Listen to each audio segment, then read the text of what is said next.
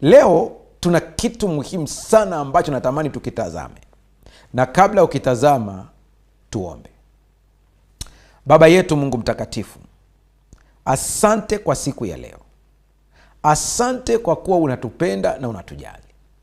Leo tunapoangalia hili somo la kuhusu urejesho, ninakusihi ukatende miujiza ambayo kila atakayesikia shuhuda za leo, hata kama ni miaka miwili mbele, mwaka mzima, miezi, akakiri ya kwamba kwa kweli ule ni mkono wa Bwana. Leo watoto wako wakarejeshewe mambo yao yaliyopotea, yaliyoliwa na adui, iwe ni kwa namna yoyote. Hata katikati ya somo watu wakapokea uponyaji, lakini pia wengine wakapokea faraja na nguvu mpya. Watu wakafunguliwe vifungo vya uchumi na mahusiano na kila kitu kwa utukufu wako. Leo ni siku ya muujiza kwa kila anayesikiliza. Kwa jina la Yesu tumeomba na kuamini, amen. Maombi ya urejesho. Kila mtu anatamani sana kurejeshewa, na katika huduma za kichungaji hii ni moja ya kitu ambacho ninapenda sana kukisema, ambapo huenda ninyi kama waumini wakati mwingine naweza msikijue, ni kwamba mchungaji anabeba mzigo wa muumini au wa kondoo wake. Ndio sababu wakati mwingine unapomsimulia matatizo yako, usidhani kwamba anaisha pale. Mchungaji wa kweli anabeba lile jambo, na hata baada ya pale, kama hatajua namna ya kulikabidhi mbele za Mungu, linakuwa ni mzigo kwake zaidi. Kwa hiyo nao pia wanafundishwa ya kwamba kila ambacho umesimuliwa na ukamsaidia muumini, na wewe pia kipeleke kwa Yesu, maana usipoangalia kinakuathiri.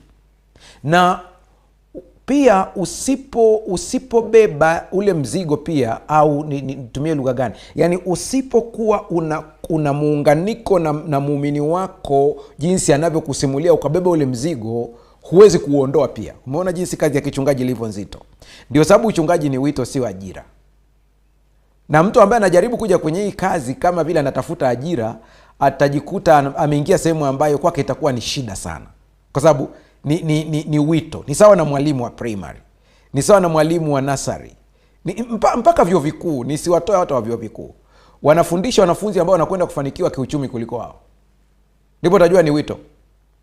Hivyo ndivyo inavyokuwa. Sasa ninapoongelea habari ya maombi ya urejesho, kuna kitabu cha Yoeli sura ya 2 fungu la 25 mpaka 26. Kuna maneno haya: nami nitarudishia hiyo miaka iliyoliwa na nzige na parare na madumadu na tunutu, jeshi langu kubwa nililolituma kati yenu, nanyi mtakula chakula tele na kushiba na kulihimidi jina la Bwana Mungu wenu aliyewatendea mambo ya ajabu. Hapa ndipo hili andiko linapotajwa kwa mara ya kwanza, Mungu anapoongelea urejeshaji. Na katika urejeshaji huu Mungu anataja aina ya jeshi ambalo majeshi haya yametajwa kwa makundi tofauti.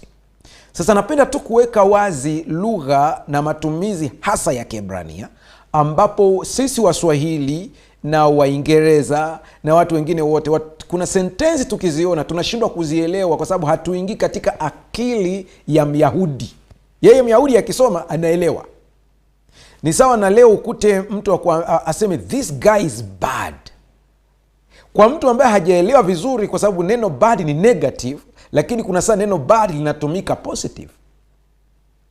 Kwa hiyo kwa Marekani akisema this guy is bad, unasikiliza kwamba alikuwa anaongelea nini. Wakati mwingine anamaanisha ni mzuri, yani ni mzuri amepitiliza. Ni sawa pia unapoona kwenye kitabu cha Mathayo, Yesu anapofundisha habari ya sala ya Bwana, au kwenye Injili kwa ujumla, usitutie majaribuni. Utaona kana kwamba Mungu ndiye ambaye anaingiza watu kwenye majaribu, lakini ile sentensi kwa lugha ya kwetu sisi ingetakiwa iwe usiruhusu tuingie vishawishini. Unaona jinsi inavyokuwa. Kwa hiyo hata ili andiko la Yoeli, kama hutalitafsiri kama inavyotakiwa kwa kufuata wazo la Mwebrania kwenye akili yake alikuwa anawaza nini, unaweza kukuta umemwelewa Mungu vibaya. Kwa mfano, nami nitarudishia miaka iliyoliwa na nzige na parare na madumadu na tunutu, jeshi langu kubwa nililolituma kati yenu. Kwa hiyo unaweza ukaona kama vile Mungu ndiye ametuma hao, lakini kiukweli ingetakiwa isomeke jeshi lililoruhusiwa. kwa sababu wao kila kitu kwa akili yao kinaruhusiwa na Mungu. Kwa hiyo ni ruhusa, na ili neno ruhusa kwamba Mungu aliruhusu, usije ukatafsiri vibaya, lina ukweli kabisa ya kwamba hakuna kitu kinachotokea kama Mungu hajaruhusu. Sasa hapa ndipo watu wanaingia kumlaumu Mungu. Sikiliza vizuri sasa. Kuna mambo tuliyofanya makosa sisi wenyewe, tukajiingiza kwenye shida sisi wenyewe. Ulinzi wa Mungu uko pale pale, ili Mungu wabaki kuwa mwenye haki na hana upendeleo wowote katika kanuni za kifalme. Anaruhusu tuyapate matokeo ya makosa yetu, japo anachanganya na neema ili tusiangamie.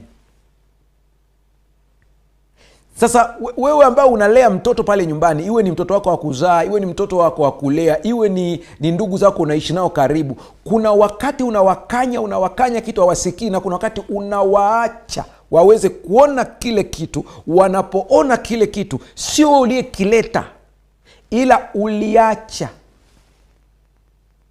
Roho Mtakatifu akusaidia uweze kuelewa hili. Mnakumbuka kwenye somo lililopita tulipokuwa tunaongelea habari ya Malaki, tukaona ya kwamba Mungu anaposema ninyi mmelaaniwa kwa laana, naam taifa hili lote, mnaniibia mimi. Tukasema kwamba watu wengi walifocus kwenye pesa, kama vile anaposema mnaniibia zaka na sadaka. Na wanathiolojia wengi walistaki hapo, wakatafsiri hilo fungu. Wengi wasomi wa theolojia wakachukulia kwamba Mungu anachodai ni zaka na sadaka. Lakini ukienda kwa umakini zaidi, usifikirie juu juu, utakuja kugundua ya kwamba Mungu anachodai sio pesa, sio vyakula. Anachodai ni kile ambacho matoleo haya yanawakilisha. Mungu hana shida na hela. Mungu hana shida na mazao. Yaani kama hoja kubwa ingelikuwa ni mazao, kumbuka huyu Mungu aliwalisha wana wa Israeli wakiwa wanatoka Misri kwenda Canaan, wakalishwa mikate, wakalishwa na kware. Fikiria hicho kitu, kwamba huyu Mungu anashindwa kuwalisha watumishi wake. Mpaka huko kwenye kitabu cha Malaki aanze kulia, leteni zaka kamili ghalani, ili kiwemo chakula katika nyumba yangu. Yaani Mungu anaishiwa na chakula. Yaani kama una Mungu ambaye anaishiwa na chakula, naye kutegemea wewe ili uweze kumpa chakula, achana naye. Sio Mungu tunayemuongelea hapa. Lakini kile ambacho kinawakilisha, tukasema hivi kwenye somo lililopita, zaka na sadaka inawakilisha nani mmiliki wa mali. Hiyo ndio ilikuwa hoja. Kwa hiyo wao walipoamua ya kwamba watazitunza, ina maana kwamba wakaacha kutoa zaka na sadaka kuwapatia Walawi, watumishi wa Mungu waliokuwa wakati ule, wakawa na njaa, nao wakarudi kwenda kulima kama watu wengine wote. Mungu alipoona Walawi wako shambani wanalima, wanafanya biashara kama watu wa kawaida, Mungu akauliza, mnafanya nini hapa? Akasema, tuna njaa. Kwa nini? Asema, ni kwa sababu watu hawajatoa. Ina maana Mungu hakuangalia zaidi kile kitu, akaangalia nini amenyang'anywa. Mungu anaposema mmeniibia, anamaanisha mmeniibia heshima yangu, mmeniibia nafasi yangu. Maana anaposema mkanijaribu kwa njia hiyo, hoja pale ilikuwa mkajaribu muone kama mimi mkiniachia biashara zenu, mimi mkiniachia mashamba yenu, mimi mkiniachia mifugo yenu ili niwe mmiliki na kuilinda, je, baraka hazitakuja? Sio kila sadaka inakubaliwa na Mungu. Sio kila sadaka Mungu anaipokea. Lazima ujue hili, ndipo utajua Mungu hana shida na vitu vyako. Angalia kwenye kitabu cha Mwanzo, wakati Kaini na Abeli wametoa sadaka, mmoja ilikubaliwa, nyingine ilikataliwa. Na hiyo hoja nimeongelea wakati uliopita. Sadaka ya Kaini ilikataliwa kwa sababu aliyekataliwa ni Kaini kwanza. Biblia iko wazi, inasema bali Kaini na sadaka yake Bwana hakuitakabali. Ina maana kilichokataliwa kwanza ni mtu, ndipo matoleo. Hapo ndipo utaelewa kwamba Mungu hana shida na hela.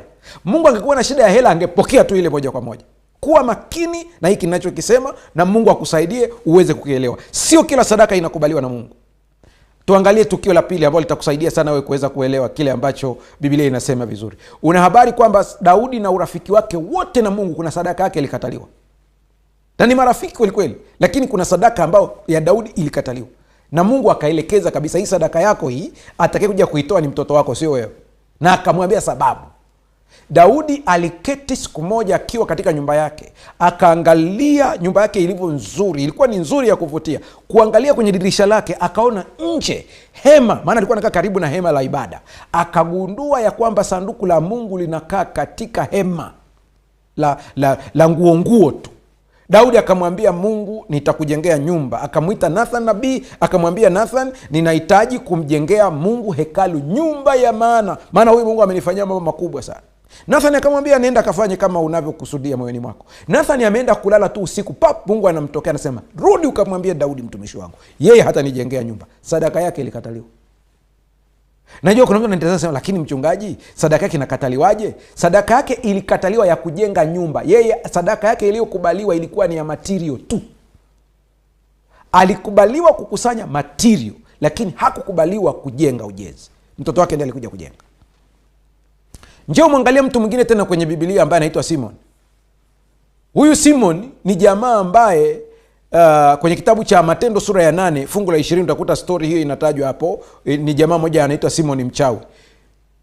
Simon mchawi alipoona Paulo wanafanya miujiza, akataka ile karama. Akasema nahitaji hii karama. Na akatoa pesa. Kwa lugha nyingine akatoa sadaka. Paulo akamwambia, hii sadaka yako au pesa yako na ipotee, maana umefanya karama za Mungu kama ni za kununua kwa fedha. Kwa hiyo kuna sadaka ambazo watu wanatoa kwa lengo la kununua vitu vya kimungu.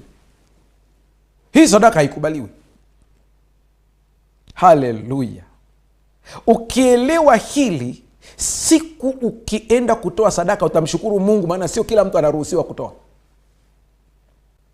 Hii ni mifano michache nimekupatia tu, lakini upate hii picha vizuri. Sasa tunakuja katika hoja ya kurejesha kilio katika ukimya na hasara inayoonekana. Kitabu cha Zaburi 34 fungu la 18 nasema, Bwana yu karibu nao waliovunjika moyo, na waliopondeka roho huwaokoa. Unajua, kama mchungaji nimekuwa nikihudumia watu wengi sana, na nimekuwa nikisikiliza vilio vya watu wengi sana. Stori ya leo, hawa wanandoa wawili nimewapatia majina ya Baraka na Neema. Sio majina yao halisi. Hili ni kwa lengo la kufundishia tu. Siku moja Baraka na Neema waliketi mbele yangu wakiwa wamechoka sana. Wana msongo mkubwa. Ukiwatazama tu unajua kabisa watu walikuwa na msongo mkubwa sana. Walikuwa wamepoteza walikuwa na miaka kama 15 ya ndoa, lakini walianza vizuri katika ndoa yao. Lakini walikuwa na ndani yao, ukiwatazama, wana ukimya, hasira, machungu, maumivu yaliyofichika. Walifikia kiwango ambacho mpaka walifilisika biashara kabisa. Nikana kwamba wanaanza upya. Majanga hayakuanza siku moja. Yalianza mawasiliano duni, kisha uaminifu katika biashara ukavunjika. Watu wakawa waingiza hasara, wanawaibia. Akikopesha mtu hawezi kurudisha tena. Maisha yakawa ni magumu. Wakipata tenda ya biashara mahala fulani, ile tenda inaishia kuongea tu mdomoni, baada hapo haifiki popote. Siku moja wakapata tenda kubwa sana ya kupeleka mzigo ambao ulikuwa unawapatia faida ya karibia milioni 200. Yule mteja wao alivyokubali kununua ule mzigo kutoka kwao, hawa mabwana walikuwa hawana mtaji wa kutosha. Wakaongea na wafanya biashara kule China wakakubali kuwatumia ule mzigo, ili mzigo ukifika alafu watarudishia, kwa sababu kwa nyuma Baraka alikuwa ni mwaminifu sana katika biashara yake. Mzigo ukaletwa. Mzigo ulipofika njiani ukakumbana changamoto za vita. Kwa hiyo meli ikawa haikufika kwa wakati. Wakati mzigo umeingia, huyu mteja ambaye alitaka kununua mzigo amekasirika na ameahirisha, ameenda kwa mtu mwingine. Kwa mzigo umekuja, hawakulipia chochote, wanadaiwa na Mchina. Na sehemu ya kuuza hawana. Mambo yalikuwa ni magumu sana. Na nukuu maneno ya Baraka. Anasema, mchungaji, tumeomba Mungu aturejeshe tulivyopoteza, lakini tunaona milango imefungwa tu. Nzige wamekula miaka yetu, na hatujui kama Mungu bado anatujali. Huku akisema hivi, machozi yalikuwa yanamtoka. Kwenye kitabu cha The Ministry of Healing ukurasa wa 473 anasema hivi mwandishi: Mungu anakusudi katika kupeleka majaribu kwa watoto wake. Kamwe hawaongozi vinginevyo kuliko wao wenyewe wangependa kuongozwa, kama wangeweza kuona mwisho tangu mwanzo. Changamoto yetu kubwa ni kwamba hatuwezi kuona mwisho tangu mwanzo, na hili ni kwa sababu ya dhambi ya Adamu ilipoingia ikatupa upofu. Kama tungeliweza kuuona mwisho tangu mwanzo, majaribio tunayoyapitia wakati mwingine tusingelia kama tunavyolia. Tunalia kama tunavyolia leo kwa sababu kuna mwisho kule mbele ambao hatuuoni. Ni giza kwetu. Huu mwisho ni giza kwa sababu tunahisi kama vile majaribu na majaribio yameletwa ili kutuharibu. Kwa hiyo tunaona kama tunaharibikiwa, hatufiki kule tunakolenga. Ndio maana uchungu unakuwa ni mzito na msongo unakuwa ni mzito. Angalia mwanafunzi anayesoma kidato cha 3, form 3 au form 2. Lengo lake kubwa ni kufika form 4. Ndio target yake kubwa. Analenga kuwa daktari. Wakati mwingine mitihani inapokaribia, huyu mtoto kuna saa anasoma, anashikwa na usingizi. Wengine mnakumbuka enzi hizo tulikuwa tunachukua maji ya moto ya baridi kwenye ndoo na kwenye makarai, tunaweka miguu ili usingizi upotee, uendelee kusoma kwa sababu kesho ni mtihani. Haya unaweza ukayaona kama ni mateso, lakini unayafanya kwa furaha na kwa nia, kwa sababu unajua lengo ni ili uweze kufaulu mitihani. Na ukifaulu mitihani kuna mahali unapoelekea. Ndivyo inavyokuwa katika maisha yetu ya kiroho na maisha ya kila siku. Yapo mambo ambayo yanatupata, kama tungeliweza kuona kule mwisho, kuna namna tungelikubali haya tunayoyapitia na tungeenda nayo bila shida yoyote, na wala tusingekuwa na woga wa aina yoyote. Asa kinachotufanya sisi tuwe na woga ni kwa sababu kule mbele hatupajui jinsi palivyo. Ndio sababu kubwa.